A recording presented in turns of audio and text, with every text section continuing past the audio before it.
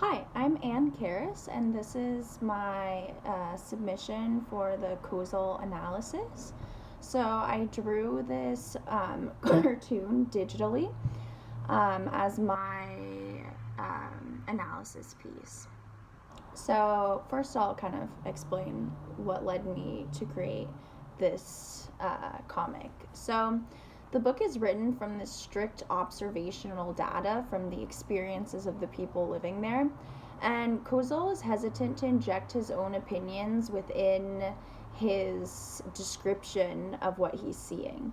If he adds personal comments, they're reflective or questioning, but never statements of I think or we should, etc. Because the book is not an opinion piece. The message delivery is far stronger and it cannot be easily dismissed as just an appeal to pathos riddled with opinion. This book is truly pure empirical data. Thus, Kozol never asks his reader to come to action to address these vast inequalities that he is narrating. He does also not offer a fix, so to speak.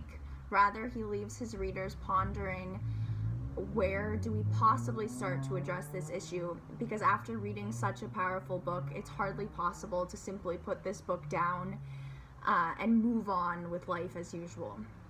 It reminds me of the Mancios reading regarding media portrayal that addresses that poor communities are hardly covered, and if so, the lives of people are minimized to statistics that desensitize people to the poor. Often the overarching messages are that the poor have themselves to blame, and even insinuating that the middle class is being victimized by the poor. Media portrayal is becoming increasingly misrepresentative, and although this notion of fake news has become popularized in the Trump era, this is never in the context of how the media is representing the poor. Amazing Grace highlights that these people and their plight and gives the issues of social and economic inequalities the attention that it actually deserves. It may be too easy to blame our inaction on the lack of media coverage, however. Clearly, every American is aware to some extent of the massive inequalities that exist in our country. The Greenbaum reading addresses some of the ideas on poverty that circulate in our society. Greenbaum touches on the myth that poverty is based on family structure and the disinclination to work, and thus making federal aid making that problem worse. Kozol, however, uncovers a far different reality. The reality that the community is willing to change their situation, but they are simply locked in their current situation due to systemic problems within our government and society. And it also points out that federal aid is hardly accessible and that it's stretched far too thin, as Ms. Washington faces endless administrative obstacles that simply make receiving aid impossible.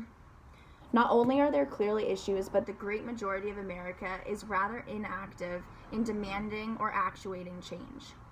After talking with some children, Kozol concludes on page 39 that they want America to name its crime, the people, and not keep squirming to avoid the risky words.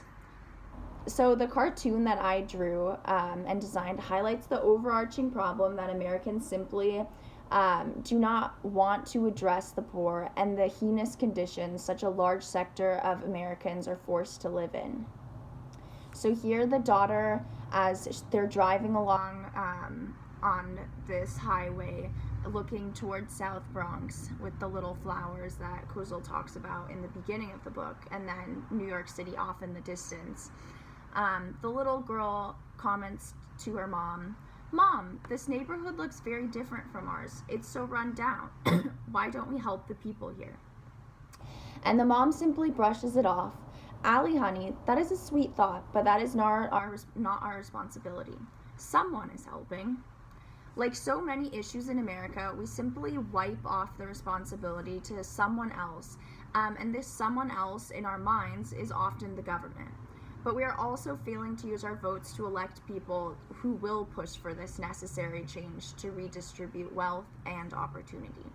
So that's basically what my analysis is about. Thank you.